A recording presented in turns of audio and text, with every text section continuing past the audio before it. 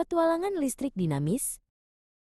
Di SMP Negeri 3 Abang yang asri dan menyenangkan, 5 sahabat, Bima, Sari, Rian, Kirana, dan Nala, duduk di kelas IPA.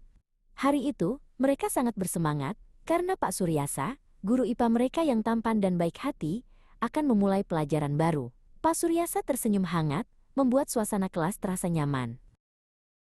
Anak-anak, hari ini kita akan belajar tentang listrik dinamis, kata Pak Suryasa.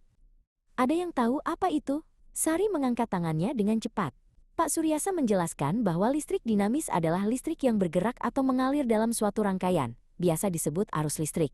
Rangkaian listrik adalah jalur tertutup yang memungkinkan arus mengalir. Ada 2 jenis rangkaian dasar, lanjut Pak Suryasa. Yang pertama adalah rangkaian seri.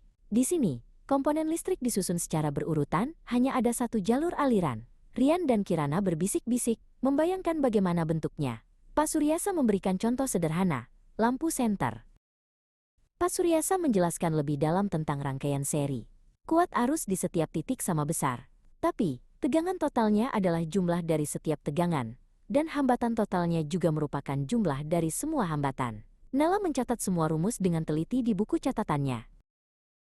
Namun, rangkaian seri punya kekurangan, kata Pak Suryasa. Jika satu komponen rusak, seluruh rangkaian akan terputus, dan nyala lampunya juga lebih redup. Bima dan Sari melihat diagram yang menunjukkan rangkaian seri yang putus, dan mereka mengerti mengapa lampu senter menjadi gelap saat salah satu baterainya rusak. Selanjutnya, Pak Suryasa memperkenalkan rangkaian paralel. Rangkaian ini memiliki lebih dari satu jalur aliran, seperti cabang-cabang pohon. Ia menjelaskan bahwa contoh paling umum dari rangkaian paralel adalah instalasi listrik di rumah.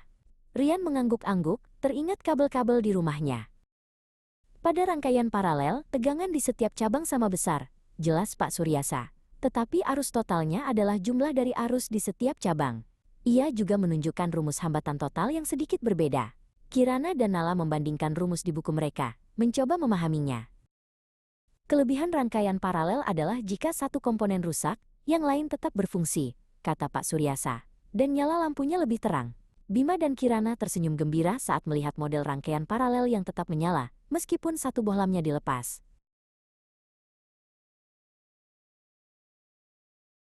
Pak Suryasa lalu menuliskan sebuah rumus di papan tulis. V sama dengan I adalah R. Ini adalah hukum Ohm, katanya. Hukum ini menghubungkan tegangan, kuat arus, dan hambatan. Ini adalah kunci untuk menyelesaikan masalah rangkaian listrik. Rian dan Nala melihat rumus itu dan merasa lebih yakin. Pelajaran hari itu berakhir. Bima, Sari, Rian, Kirana, dan Nala berkumpul, berdiskusi tentang betapa menakjubkannya listrik dinamis. Mereka merasa beruntung memiliki guru seperti Pak Suryasa yang membuat pelajaran IPA terasa seperti petualangan. Mereka berjanji untuk terus belajar dan menjelajahi dunia sains yang penuh keajaiban.